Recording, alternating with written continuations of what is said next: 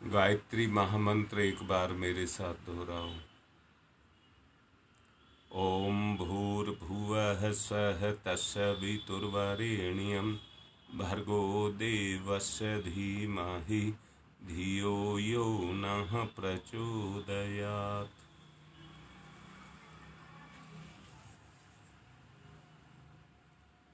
कल के विषय को आगे चला रहा हूं। कल मैंने कुछ विशेष बातें आपको समझाई थी। आज फिर वहीं से शुरुआत कर रहा हूं। कल मैंने आप लोगों को कहा था, ये जो भौतिक संसार है इसका संबंध हमारी इंद्रियों के साथ है। इंद्रियों को इससे आगे पीछे का कोई ज्ञान नहीं है। ये केवल भौतिक संसार को देखती हैं और इनका नियंत्रण या कहिए इनको जो शक्ति देता है वो हमारा चेतन मन देता है।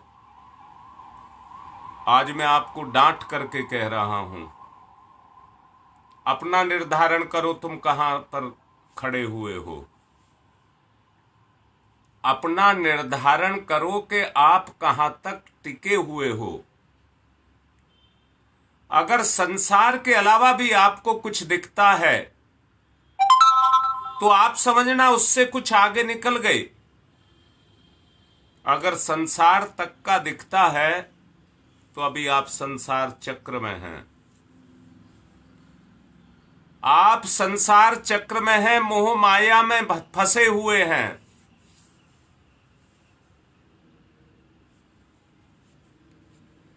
दोबारा से बोल रहा हूं, जीते जी की आदमी सोचता है पर मरने के बाद की आदमी नहीं सोचता। जब तक हमारा जन्म है वहां तक आदमी सोचता है, मरने के बाद की नहीं सोचता। शरीर तक की आदमी सोचता है, शरीर के बाद की आदमी नहीं सोचता। क्या आप नहीं सोचेंगे? क्या आप इसी को अनुष्ठान कहेंगे?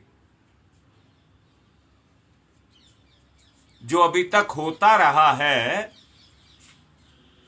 क्या उसी को आप अनुष्ठान कहेंगे?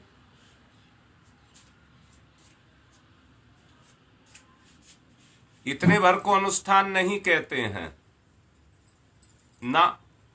अगर आप इंद्रियों तक सीमित हैं, दुख सुख तक, लाभ हानि तक सीमित हैं, मैंने लाभ हानि भी बोला है, दुख सुख भी बोला है, अगर आप इतने तक सीमित हैं। एक बच्ची का मेरे पास रात को फोन आया।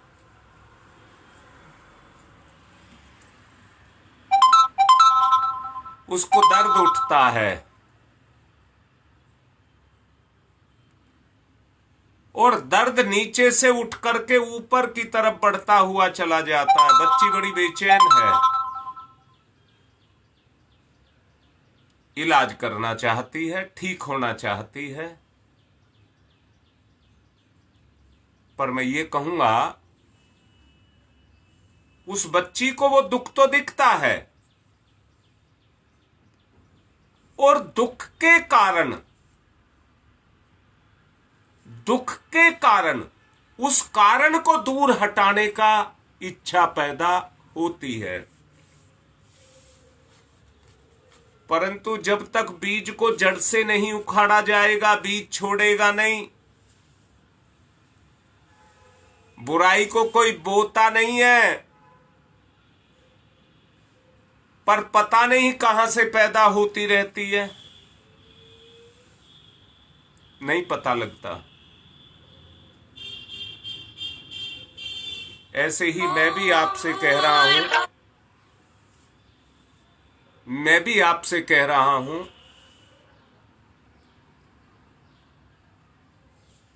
अगर आपको केवल भौतिकता दिख रही है, संसार दिख रहा है, आंख दिख रही है, आंख से जो काम होते हैं वो दिख रहे हैं, इन इंद्रियों से जो काम लिए जाते हैं वो आपको दिख रहे हैं, तो आप इतने तक सीमित हैं, इससे बाहर आप नहीं गए।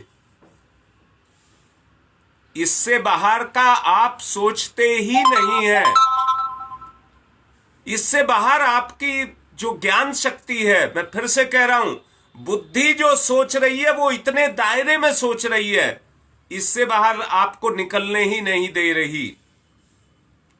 अब आपको तो इस आवरण को तोड़ करके, फाड़ करके बाहर निकलना है। धन दौलत, संतान, माया, मोह, इन सब के परे जाना है। संतान भी शब्द जोड़ा है मैंने, इन सब के परे जाना है। नया वर्ष भी शुरू हुआ है, प्रकृति नई नई पल्लव सारी सृष्टि को दे रही है। पुराने सारे पत्ते गिरा दिए और फटाफट नए सारे पत्ते दे रही है, नई बहार ला रही है, नई ऊर्जा दे रही है, नई शक्ति से अनुप्राणित कर रही है। तो आप उस प्रकृति से अलग हैं क्या? क्या आप उस भगवान के संसार में नहीं रहते? नहीं जी, हम तो पाखंडों को पालेंगे, तो पाखंड नहीं पाल रहे हैं। जिंदगी के साथ जो पाप के बीज बो रखे हैं, कमियों के बीज बो रखे हैं, उनको हम पोषण दे रहे हैं। आज से ईमानदार होकर सच्चाई को पोषण देना है। अरे और कुछ नहीं कह रहा मैं, सत्य किसी चीज को नहीं कह रहा, जो आपकी अंतरात्मा कहे वो ही सत्य है। आप किसी की बात मत मानिए, अपनी बात तो मानिए। सत्य वो ही है जो आपकी अंतरात्मा कह रही है, वो ही सत्य है।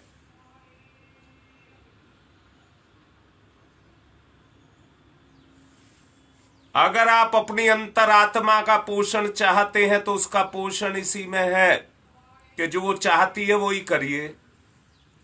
मैं ये कह रहा हूं, आपसे पैदा हुई संतान अगर अपनी मर्जी चलाए तो क्या आपकी चेतना का पोषण हो जाएगा?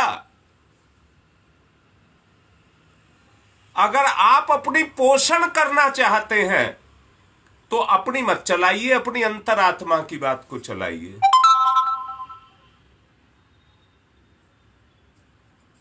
मैंने कल एक 4 चीज कही थी आपसे। पहला कहा था नियम, परमात्मा से प्रकृति हुई है पैदा, और प्रकृति से जीव पैदा हुआ है, और जीव से शरीर पैदा हुआ है। मुझे सच बताओ, आपकी चेतना ने अपने शरीर को चिपटा करके रखा हुआ है कि नहीं रखा हुआ? अंदर से देखो कैसे चिपकी हुई है चेतना, तन से कैसे चिपकी हुई है, और चिपके होने के कारण उस पराकाष्ठा तक पहुंच गई है कि इंद्रियों के अलावा कुछ दिखता ही नहीं है। आज सब कुछ हमारे लिए इंद्रियां हो गई। मैंने एक प्रवचन में पीछे आप लोगों को बताया था, पेड़ का एक भाग धरती के ऊपर होता है और एक धरती के नीचे होता है। नीचे वाले को जड़ कहते हैं, और ऊपर वाला तने से ऊपर का जो भाग है, बीच में तना होता है। सच को देखो, पेड़ को तने के ऊपर से काट दो फिर फूट जाएगा, और तना काट दिया तो जड़ भी सूख जाएगी।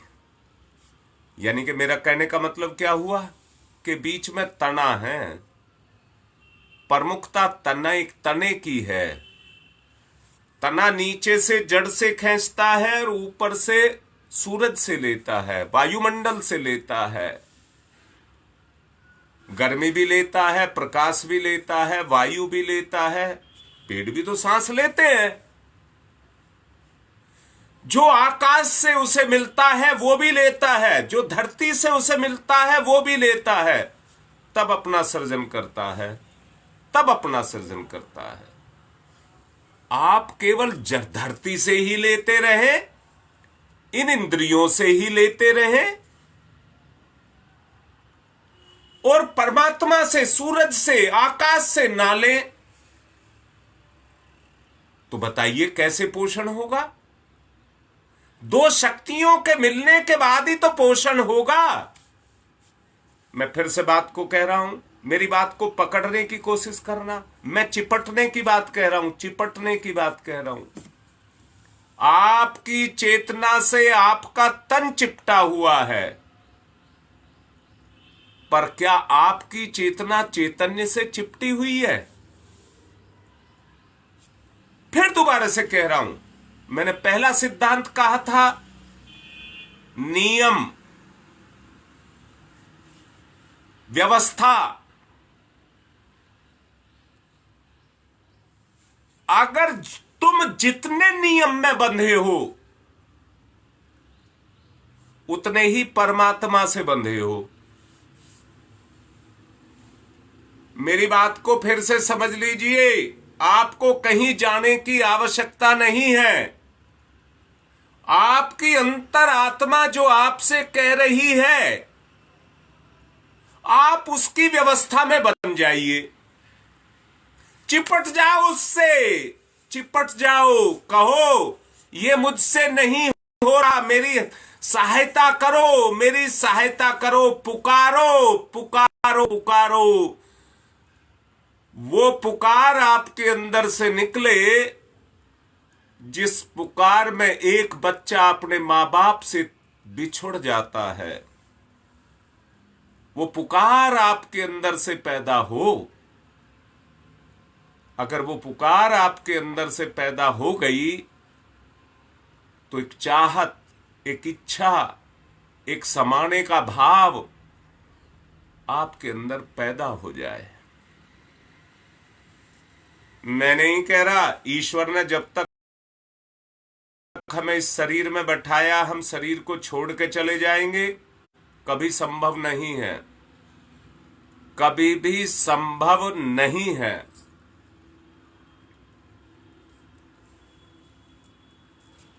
मैंने कुरान पढ़ी थी, कुरान में आत्महत्या को घोर जघन्य अपराध बताया गया है।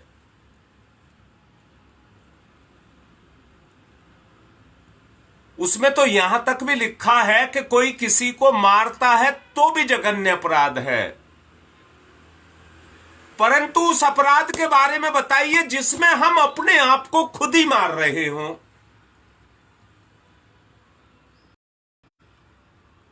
वो कितना जघन्य से भी जघन्य अपराध होगा।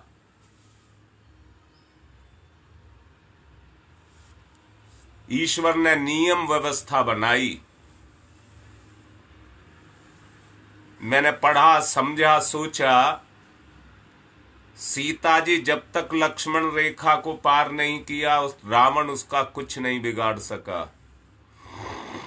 और जैसे ही लक्ष्मण रेखा को पार किया कोई उसको बचा नहीं सका, जबकि सीता अपने आप में एक शक्ति थी। मैं नहीं जानता सीता माता कितना जानती थी, नहीं जानती थी, वो कितना समझाने के लिए उन्होंने इस सृष्टि में आकर के घोर दुख सहे, शायद हमको समझाने के लिए कहे होंगे, पर मैं सीता माता की बात आपसे कर रहा हूं। उन्होंने हम बच्चों को खेल दिखाने के लिए ये सब शायद किया होगा, परंतु ये करके तो दिखाया कि अनुशासन की बाउंड्री को, अनुशासन की रेखा को तोड़ करके जैसे सीता माता ने स्वयं अपना अपहरण करा लिया, वैसे ही हम भी इस मूर्खता को अपने ऊपर लादे हुए हैं और अपना अपहरण, अपनी शक्ति का अपहरण करा रहे हैं। इसलिए ईश्वर की अनुशासन ईश्वर की व्यवस्था, मैं फिर से कह रहा हूं, अगर ईश्वर को पाना है तो वो नियम में बंधा है, वो व्यवस्था में बंधा है, अनुशासन में बंधा है। तुम भी बंध जाओ, दोनों एक हो जाओगे। ईश्वर को ढूंढने की आवश्यकता नहीं पड़ेगी, बस तुम दोनों एक हो जाओ। अगर किसी तरह से तुम दोनों एक हो गए तो व्यवस्था आपको बांध करके रख लेगी। दूसरा मैंने कहा था सहयोग। मैं अकेला मेरा कोई नहीं, मैं अकेला मेरा कोई नहीं, मैं अकेला मेरा कोई नहीं, इसी को कहते हैं तनाव।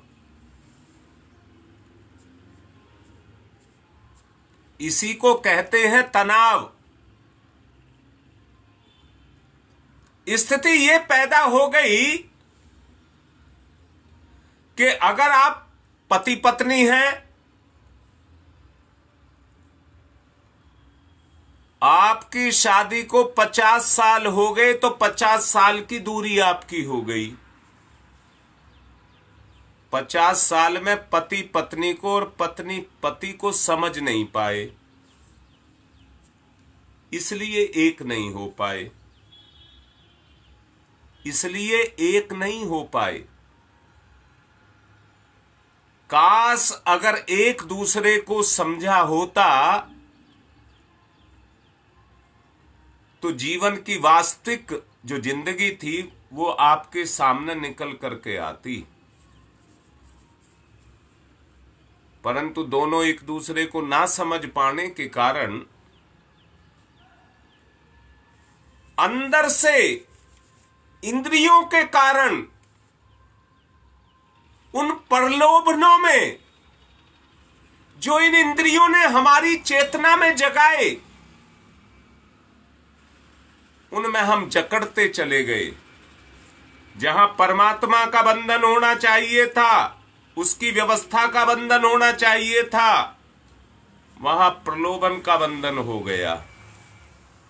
आप उसमें जकड़ गए, आप उसमें जकड़ गए। सच बताओ, आपका कौन है? कोई एक आपका सहयोगी हो जाए, अपने पूरे परिवार में 4-6 सदस्य जिसमें हैं, अगर एक भी आपका सहयोगी हो जाए और दोनों मिलकर के अनुष्ठान करें, एक साथ उठें, साथ साथ अपनी तैयारी में लग जाए, कोई नहाए, कोई कुछ करे, सफाई करे, कुछ करे, साथ साथ लग जाए, खोड़ लग जाए, फटाफट हमको जप करना है, फटाफट हमको जप करना है। शीघ्रता करें, व्यवस्था में बंधें और दोनों एक दूसरे का साथ दें, तो जो स्पर्धा लगेगी उसमें उत्साह बढ़ेगा। जो स्पर्धा बढ़ेगी उसमें प्रेम बढ़ेगा। जो प्रेम बढ़ेगा तो दोनों में आपस में मिलान होगा, मिलाप होगा। अंदर से सुनना, मैं शरीर के चिपटने की बात नहीं कह रहा हूं, कार्य में एक दूसरे में के साथ देने की बात कह रहा हूं। ये साथ देना इतने तक ही सीमित नहीं होता है। साथ देने का मतलब है, मैंने कहा यदि आप पति पत्नी हैं तो दोनों एक दूसरे को जाने और पहचाने। सहयोग से कमी को निकाला जा सकता है। आपकी इंद्री बता रही है मेरे पति में यह कमी है, और पति की इंद्री बता रही है कि मेरी पत्नी में यह कमी है। आप लड़के मर जाएंगे, कमी आपको खा जाएगी, बढ़ती चली जाएगी, कम नहीं होगी, खत्म तो होगी नहीं। तो बुराई के बंधन में आप जकड़े रहेंगे। अगर उस बंधन को काटना चाहते हैं तो उस शक्ति का नाम है सहयोग। जानते हैं दिन दुर्गाओं के हैं पर दुर्गा पैदा नहीं हुई है। पहले हमें दुर्गा को पैदा करना होगा। संगठन का नाम दुर्गा है और संगठन उसे कहते हैं जिसमें हम बंध जाएं, जिसमें हम एक दूसरे के साथ बंध जाएं और बंद करके एक हो जाएं। मेरा क्या मतलब हुआ? पहले एक तो बनो। आपने सुना नहीं है? ये नहीं सुना क्या? जिसका कोई नहीं उसका भगवान। मतलब जब साथ सब छोड़ देते हैं, जब भगवान साथ देता है। अर्थात मैं ये कहना चाहता हूं कि जहां सहयोग मिल रहा है वहां भगवान है। सहयोग से संगठन पैदा होता है और संगठन आपस में अगर जुड़ा है, मिट्टी का ढेला जमीन से उखड़ता है, जमीन के अंदर था, जमीन में चिपका रहता है, पर जब भी जमीन से अलग हटता है तो रेत बन जाता है। समय की मार को सहता, मैं कह रहा हूं उसे कोई ना छुए, एक जगह रखा रहे, सुरक्षित रखा रहे। उस पर कड़ाके की धूप पड़ेगी और सामान्य रूप से चलती हुई हवा का जब प्रेशर पड़ेगा तो उसके कण झड़ने लग जाएंगे और वो धूल बन जाएगा। धीरे धीरे करते हुए वो धूल बन जाएगा। यही आज स्थिति हमारी बन चुकी है। ना किसी में धैर्य है, ना किसी में शांति है। अगर ये सब पाना चाहते हैं तो सहयोग। पहली बात कही थी मैंने, नियम कैसा जकड़ करके बांध करके रखा हुआ है, हिलने नहीं देता। मैंने कहा आपकी ताकत इतनी है, दुनिया में कोई भगवान के नियम को नहीं ठुकरा सकता, पर आप में इतनी ताकत है कि भगवान को भी आप झुठला सकते हैं। अंदर से देख लेना, भगवान का कुछ नहीं बिगाड़ रहे, जो बिगाड़ रहा है अपना बिगाड़ रहा है। याद रखना, संसार में साक्षात भगवान माता पिता होते हैं जो उनके अनुशासन में बंद करके रहता है। दुनिया में उसका कोई कुछ नहीं बिगाड़ सकता। एक बात और कहूंगा, नखरे सहे हैं, मां बाप के भी नखरे कम नहीं होते हैं। जब आपके उन्होंने सहे हैं तो आपको भी उनके सहने पड़ेंगे और फिर भी आपको लगाव करना पड़ेगा। ये नखरे आपकी परीक्षा है कि कितनी देर तक आप अपने संबंध को बना करके, किस हद तक आप तोड़ने में तोड़ जाएंगे और किस हद तक अपने संबंध को आप बनाए रखेंगे। ये आपके अपने ऊपर है। अगर आप उसके अनुशासन में अपने आप को बांधते हैं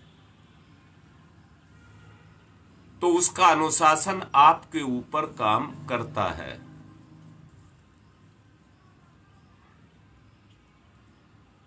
इसलिए मैंने बात कही, दूसरा नियम सहयोग। सहयोग, योग माने जोड़ना।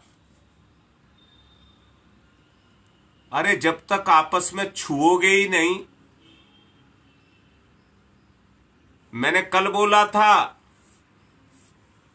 जब कभी आपके अंदर देखना, अंदर से देखना, सहज विचार उठते हो, सहज वृत्ति उठती हो, एक ऐसी आंतरिक शीतलता आपको अनुभव होगी और शांति आपको अनुभव होगी, तो उस समय कहना भगवान मेरे साथ है। जब आपको बेचैनी हो, अधैर्य हो, तो कहना भगवान मेरे साथ नहीं है, भगवान मेरे साथ नहीं है। कल मैं आंवलखेड़ा गया था। आंवलखेड़ा में एक वैद्य जी से मैं बात कर रहा था। गाय के ऊपर बात चल रही थी।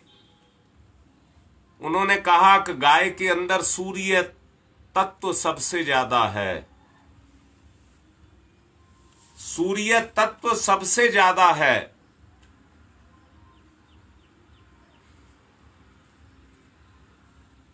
सूर्य तत्व ज्यादा होने के कारण गो से उत्पादन के रूप में जो कुछ भी आप लेते हैं वो तत्व आपके अंदर चला जाता है। परंतु सारे तत्व तो इंसान में हैं, सूर्य ही नहीं, सारे तत्व इंसान में हैं।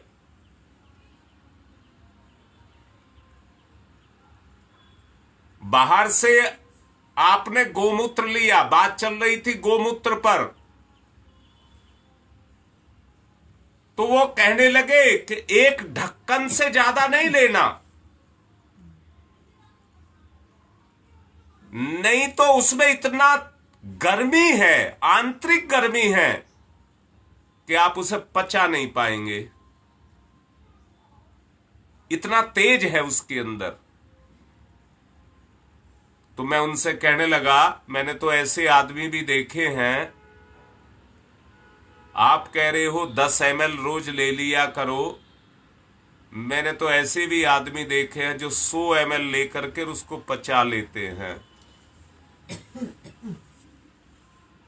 वो कहने लगे वो आदमी वो होते हैं जिन्होंने अपने बीज को जगा लिया, शक्ति को जगा लिया। बीज माने शक्ति, अपनी शक्ति को जगा लिया।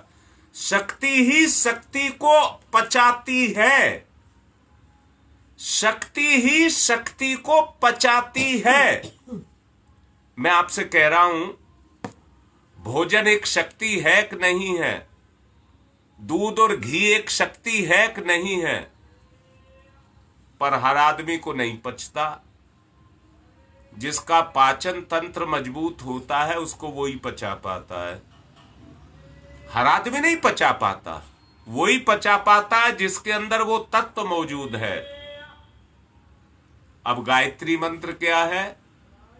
सूर्य की शक्ति का नाम गायत्री है। अगर उस पाचन तंत्र को आपको जगाना तो सहयोग करिए। सूर्य में गुण है देने का, आप में गुण है लेने का। देने वाला देना चाहता है, पर लेने वाला लेना चाहता है क्या? आप कह देंगे जी हां हम तो लेना चाहते हैं, काहे में लोगे? काहे में लोगे? अगर आपने एक गाय पाल रखी हो और आपको कोई कहे कि मुझे, और आपने दूध को 50 रुपए किलो बेचते हो,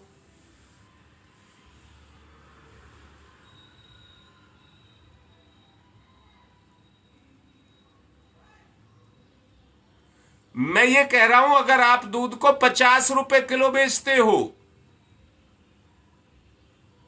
और आपसे कोई कहे 100 रुपए किलो ले लो, कम तो नहीं दे रहा,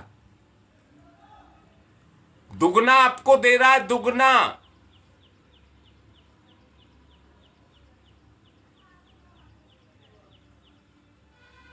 तो आप उसको क्या देंगे नहीं?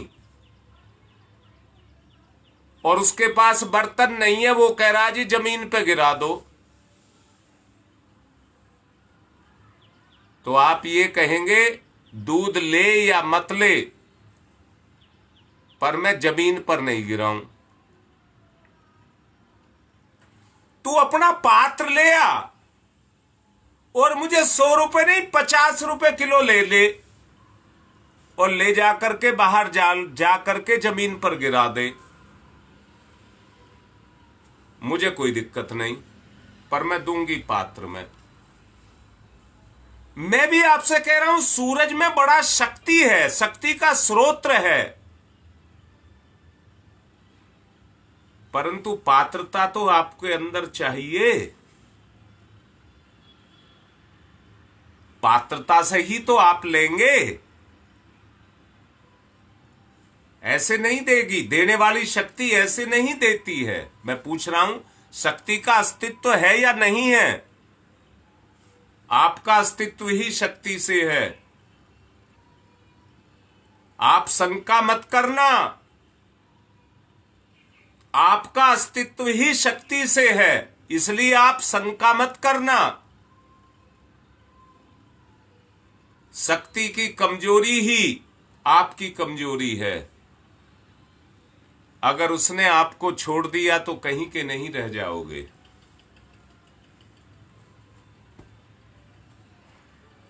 अब मैं फिर से कह रहा हूं, तीसरा नियम मैंने बताया था विशालता। हर कोई चाहता है मैं बड़ा हो जाऊं, धनवान हो जाऊं, वैभववान हो जाऊं, सम्मानवान हो जाऊं। कोई ये भी चाहता है कि मेरा अपमान हो, रोज रोज मेरा अपमान हो। कोई चाहता है क्या? समाज में मेरी बेइज्जती हो, कोई चाहता है क्या? पर ये देखा है कर्म कैसे करते हो,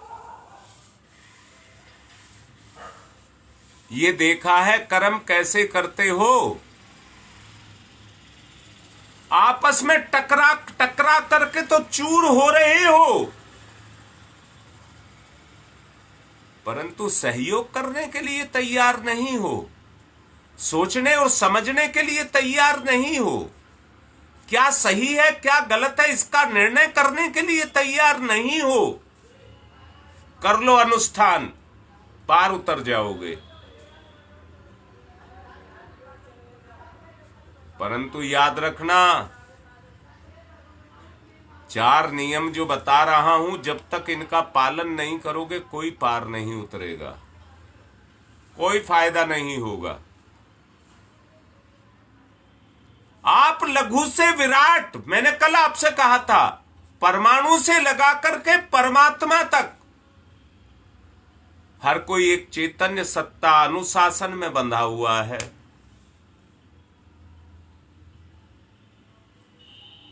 परमाणु के अंदर इलेक्ट्रॉन कितनी तेजी से गति करते हैं।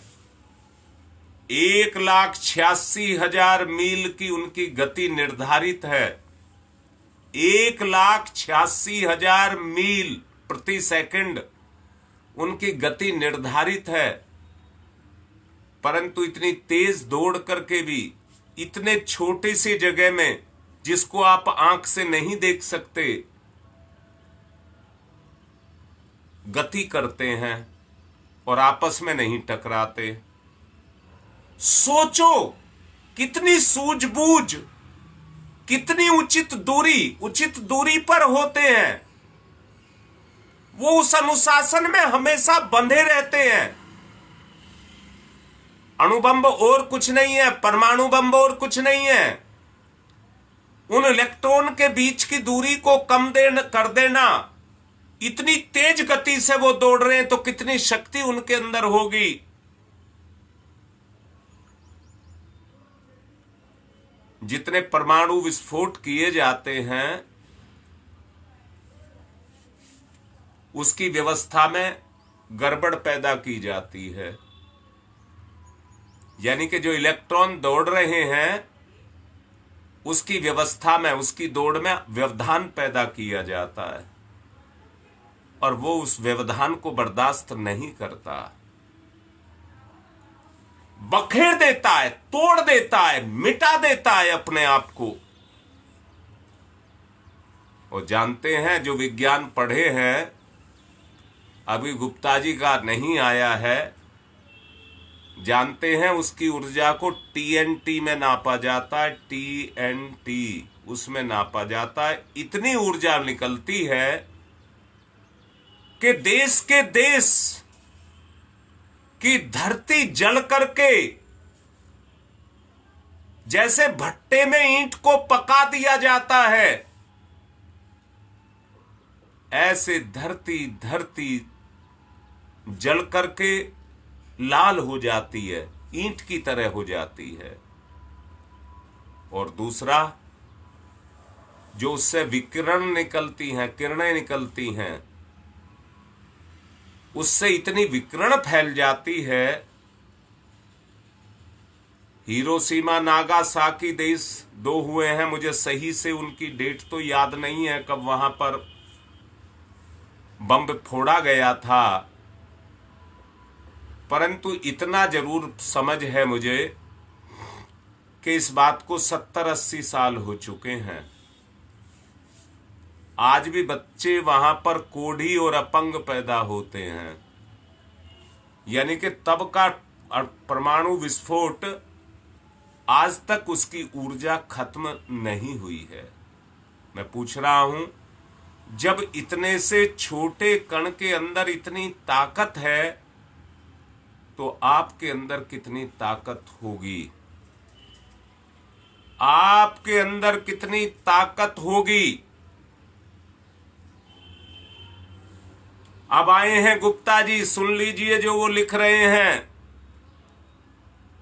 नव निर्माण अंकुर नव ऊर्जा के साथ नव वर्ष की वो शक्ति के बारे में आपको कह रहे हैं, उसका लाभ उठाओ।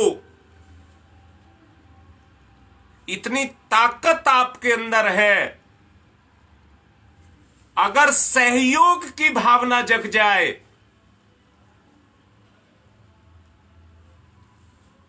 तो आप कुछ भी कर सकते हैं। मैं फिर से कह रहा हूं, एक आदमी, मैं बच्ची की बात कह रहा, वो बीमार है, उसको दवाई दी जाए, वो चलेगी अपनी मर्जी से, करेगी सब अपनी मर्जी से, उसका कर्म ही तो आगे आ रहा है, लाइन पे है वो अभी, परंतु उस बच्ची का कर्म ही तो आगे आ रहा है। जब तक कर्म को नहीं हटाया जाएगा, यानी कि कर्म को हटाने का मतलब जो ईश्वरीय अनुशासन है, जब तक उसमें नहीं बंधा जाएगा, दुनिया की कोई ताकत नहीं है आदमी को ठीक कर देगा।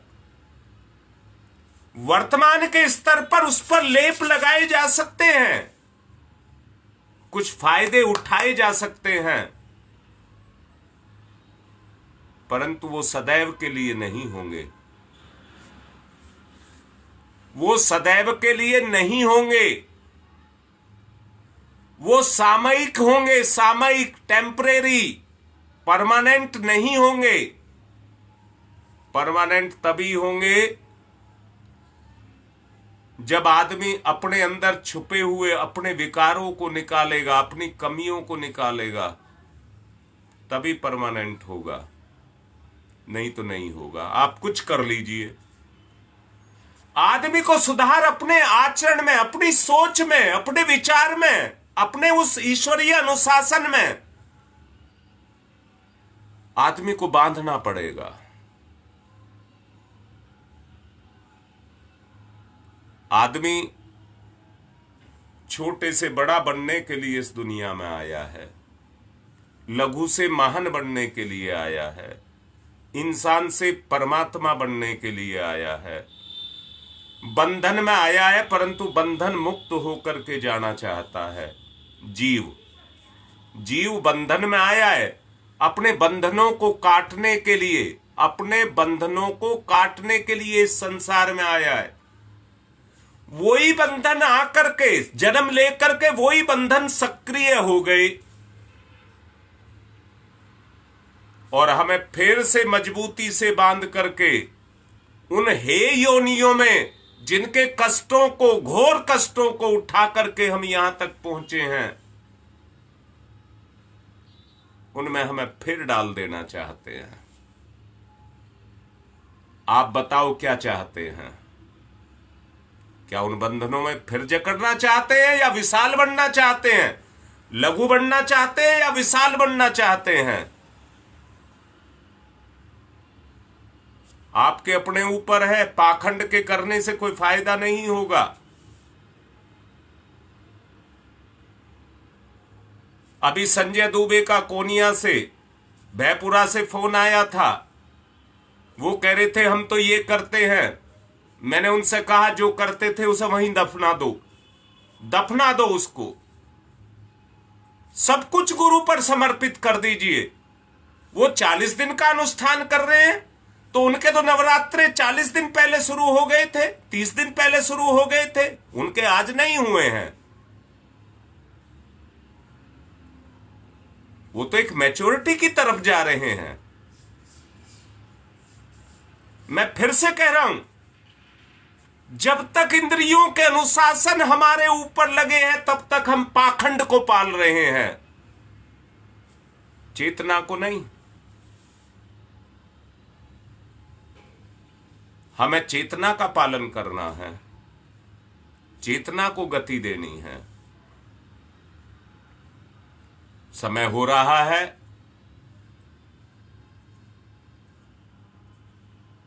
चौथा बिंदु है उद्देश्य, जिसको मुझे समझाने की आवश्यकता नहीं है। सिर्फ इतना कह रहा हूं, आपका अनुष्ठान करने का उद्देश्य क्या है? अपना उल्लू बनाना, समाज का उल्लू बनाना, या भगवान का उल्लू बनाना? जब आप खुद नहीं बनना चाहते उल्लू, तो कौन बनना चाहता है? इसलिए उद्देश्य को पवित्र रखें। इसलिए उद्देश्य को पवित्र रखें। जो बात समझाई गई है 40 मिनट में उसकी पूर्ति नहीं हो रही है, कह करके उसकी पूर्ति नहीं हुई है।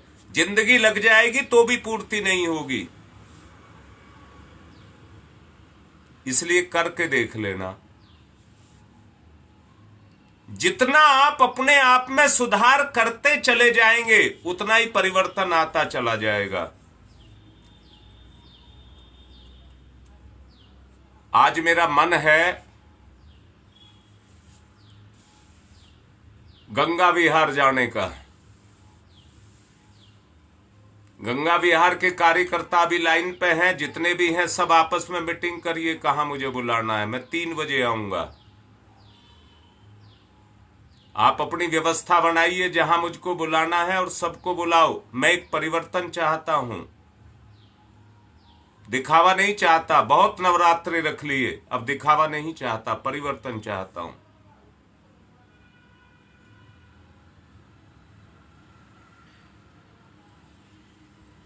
फिर से 4 मैंने सिद्धांत बताए हैं।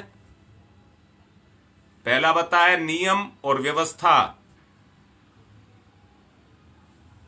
दूसरा बताया है मिल जाओ, चिपट जाओ। जैसे तन मन दोनों आपस में चिपटे हैं, आंख मन आपस में चिपटे हैं, ऐसी अपने गुरु से चिपट जाओ, एकाकार कर जाओ।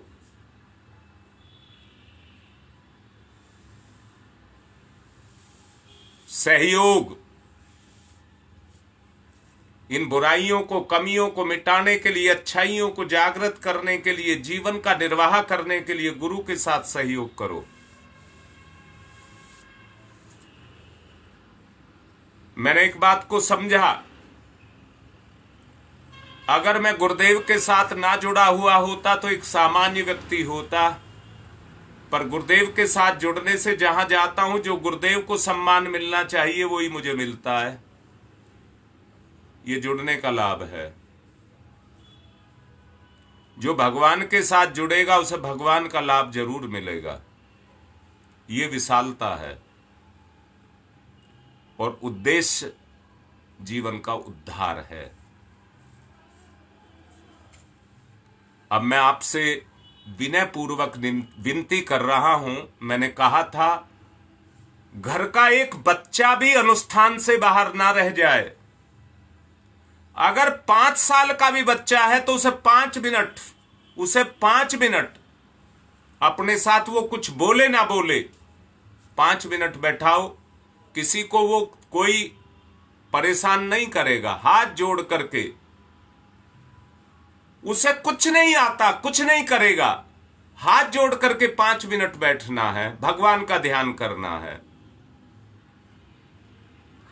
अभी शैतान तो पैदा नहीं हुआ है, उसके जो अंदर मस्तिष्क में है, मन में है, वो भगवान तो चालू हो जाए। अगर वो कर सके तो कहिए, जितनी वो बार बोल सके 5 मिनट में, उतनी बार वो गायत्री मंत्र बोल ले। बस इतना भर आप शुरू कर दें, और जिसकी जैसी क्षमता हो, किसी को 3 माला, छूट मत समझ लेना इसको, अपनी अवस्था समझना, आपकी क्या अवस्था है। अनुष्ठान की पूर्णता तो 30 माला में है, अब आप कितनी लेते हैं उतने ले लेना, मुझे तो जोड़ने से मतलब है। सबको जोड़िए। अब मैं संकल्प दिलाने जा रहा हूं, सब ईमानदारी से संकल्पित हों और सब अपना जप जरूर लिखें, अपना जप जरूर लिखें। पिछले दिनों गंगा विहार से एक बिटिया कह रही थी कि मैं तो ऐसे ही जप को बांटता रहता हूं, दान करता रहता हूं। पहली बात तो ऐसा है नहीं, और दूसरी बात है भी तो आपका पुण्य कहीं भलाई में लग रहा है, खाया नहीं जा रहा, बेचा नहीं जा रहा है, भलाई में लग रहा है। इसलिए हर कोई अपना जप जरूर लिखे। मैं कह रहा हूं इस बात को, अपना जप हर कोई जरूर लिखे। चलिए अब संकल्प की तरफ चलिए। पवित्रीकरणम, आपने ध्यान देना, पवित्रीकरण से पहले मैं सामग्री के बारे में बता देता हूं। 1 लोटा मांस धो करके भर करके रख लिया हो, 1 दीपक सजा करके रख लिया हो, थोड़ी सी रोली, थोड़ा सा कलावे के टुकड़े, जितने भी घर में सदस्य हैं जो अनुष्ठान ले रहे हैं, और थोड़े से चावल, फूल, बस ये चीज चाहिए। जरा सा कोई मिश्री दाना हो तो वो चाहिए। बस इतनी चीजें आपके पास हैं, ये देख लीजिए। सबसे पहले दीपक जलाओ।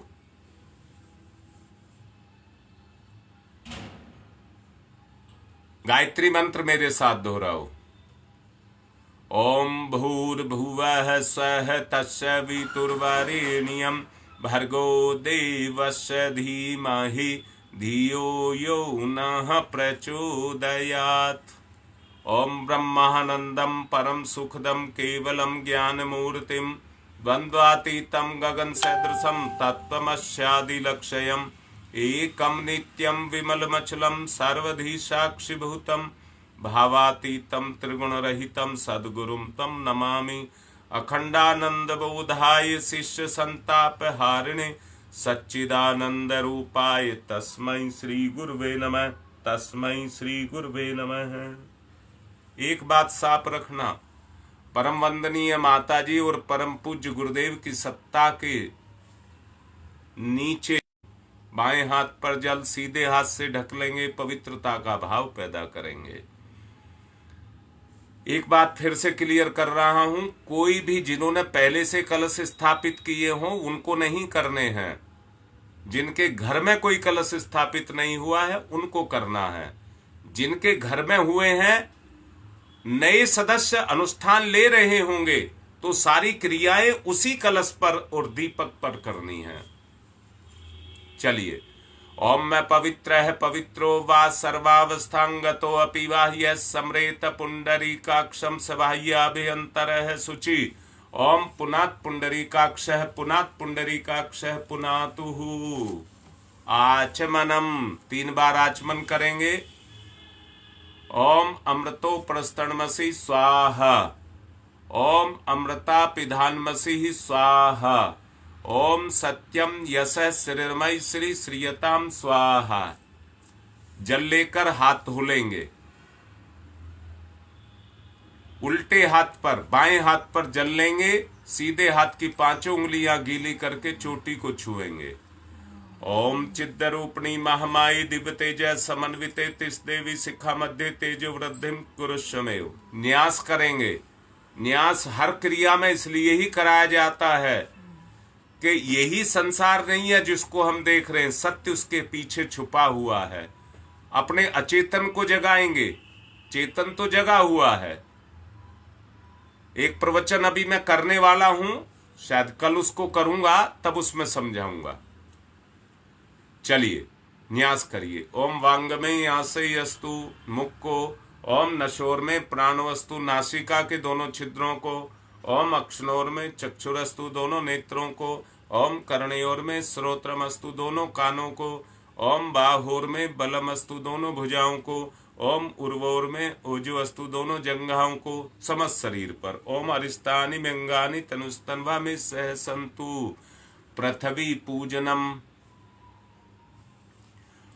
जल चढ़ाएंगे पृथ्वी माता पर, थोड़ा पुष्प चढ़ाएंगे और चरण छुएंगे। ओम पृथ्वी त्वया धृता लोका देवी त्वं विष्णुना धृता त्वं च धार्य माम देवी पवित्रम कुरु च स्मनम।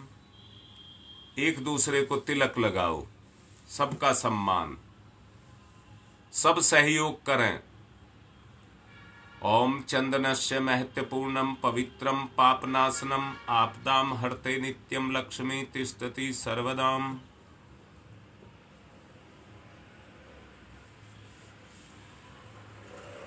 अब रक्षा सूत्र बांधेंगे। कलावा जो अनुष्ठान ले रहे हैं, चाहे उन्होंने पहले बांध रखा हो, पहले दूसरा बांध लें, फिर उसको खोल देंगे, नए सूत्र में बंधेंगे। कुंवारी कन्याएं पुरुष सीधे हाथ में, विवाहित महिलाएं बाएं हाथ में, एक दूसरे को बांधिए। ओम व्रतेन दीक्षा मापनोति दीक्षा यापनोति दक्षिणाम दक्षिणाम श्रद्धया मापनोति श्रद्धया सत्यमाप्यते। अब दीपक का पूजन करेंगे। ओम अग्निर्ज्योति ज्योतिरग्नि स्वाहा, सूर्य ज्योति ज्योति सूर्य स्वाहा, अग्निर्वर्चो ज्योतिर्वर्च स्वाहा, ज्योतिर्वर्चो अग्निर्वर्च स्वाहा, ज्योति ही सूर्य सूर्य ज्योति ही स्वाहा। अब कलश को तिलक करेंगे। पात्रता। ओम तत्वायामि ब्रह्मणा वंदमानस्तदासास्ते यजमानो हविर्भिः अहेडमानो वरुणैः बोध्यरुषः वंशमान आयुः प्रमोषीः। ओम मनोरजुतिरजुसतामाजस्य बृहस्पतिर्यज्ञमिमं तनोत्वरिष्ठं यज्ञवंशमिमं दधातु विश्वे देवास इहमादियन्ताम्। ओम प्रतिष्ठः। ओम वरुणाय नमः आवाहयामि स्थाप्यामि ध्यायामि ततो नमस्कारम करोमि। माँ गायत्री को तिलक करेंगे। ओम माया तु वर्ते देवी त्रिअक्षरे ब्रह्मवादिनी गायत्री छंदसाम माता ब्रह्मयोनिर्नमस्तुते। ओम श्री गायत्री नमः आवाहयामि स्थाप्यामि ध्यायामि ततो नमस्कारम करोमि। पूजन करेंगे। एक पुष्प ले लेंगे, दीपक के पास अर्पित करेंगे। ओम सर्वेभ्यो देवेभ्यो नमः आवाहयामि स्थाप्यामि आसनम समर्पयामि। बूंद बूंद करके 4 बूंद जल चढ़ाएंगे। सहायक परिजन कलावे के छोटे छोटे 2 टुकड़े तोड़ देंगे। पाद्यम समर्पयामि, अर्घम समर्पयामि, आचमनम समर्पयामि, स्नानम समर्पयामि। 2 कलावे के टुकड़े ले लीजिए। वस्त्रम समर्पयामि, यज्ञोपवीतम समर्पयामि। तिलक करिए। गंधम विलेप्यामि, अक्षतानि समर्पयामि, पुष्पाणि समर्पयामि, धूपम माग्रयापयामि, दीपम दर्शयामि, नैवेद्यम निवेदयामि। सुपारी हो तो सुपारी, नहीं तो फूल पत्ती। तांबूल पुंगी फलानी समर्पयामि, कोई सिक्का या चावल। दक्षिणाम समर्पयामि, रोक करके एक बात कह रहा हूं, किसी भी अनुष्ठान में दक्षिणा जरूर देनी चाहिए। दक्षिणा के बगैर दान भी उसका एक चरण है, 4 चरण होते हैं उसके। अनुष्ठान के 4 चरण होते हैं, जिसमें अंतिम चरण दान होता है, जरूर करना चाहिए। और दान क्या? बुराइयों का दान, कमियों का दान, तभी तो अनुष्ठान पूर्ण होगा। अगर कमियां आप वैसे के वैसे ही हैं तो अनुष्ठान कहां हुआ। इसलिए दान जरूर करना चाहिए। पैसे की बात नहीं कह रहा हूं, बुराइयों का दान। अब फिर से चावल चढ़ाइए। सर्वा भावे अक्षतानि समर्पयामि, हाथ जोड़कर प्रणाम करिए, समर्पण का भाव जगाइए। नमोस्तनंताय सहस्रमूर्तये सहस्रपादाक्ष शिरोर्भावे सहस्र नामने पुरुषाय सारस्वते सहस्र कोटि युग धारणे नमः, सहस्र कोटि युग धारणे नमः। अब रक्षा विधान करेंगे।